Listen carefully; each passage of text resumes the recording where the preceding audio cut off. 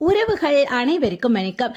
தெய்வத்தை நாம மனசார கும்பிட்டுருப்போம், பூஜை புனஸ்காரங்கள் எல்லாமே செய்வோம், ஏன் கோவிலுக்கு கூட தவறாம போயிட்டு வருவோம். ஆனா ஏதோ ஒரு டைம்ல கூட இவ்ளோ தூரம் நாம சாமிக்காக பண்றோமே, ஆனா தெய்வம் நம்ம வீட்டுல இருந்து நம்மள பாத்துட்டு இருக்குமான்னு தோணும். அப்படி தோன்றது தப்பு கிடையாது.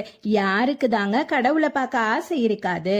ஆனா நாம வாழ்ற வீட்லயே தெய்வ நடமாட்டத்தை ஒரு சில அறிகுறிகள் மூலமா நாம உணர முடியும். அது என்னன்னு வீடியோல பார்க்கலாம். நீங்க இப்பதான் நம்மளோட சேனலை ஃபர்ஸ்ட் டைம் பாக்குறீங்கன்னா நம்ம சேனலை சப்ஸ்கிரைப் பண்ணிக்கோங்க. வாங்க வீடியோக்குள்ள போகலாம். தெய்வங்களும் தேவதைகளும் எப்போதும் நம்மளை சுற்றியே தான் இருக்கும். அவங்க நம்ம சொல்ற வார்த்தைக்கு ததாஸ்து என சொல்லிட்டே இருப்பாங்களா. அதனால எப்போதுமே நல்ல வார்த்தைகளையும் பாசிட்டிவான வார்த்தைகளையுமே பேசணும்னு பெரியவங்க சொல்வாங்க. ததாஸ்து அப்படின்னா அப்படியே ஆக கடவுது அப்படிங்கிறது தாங்க அர்த்தம்.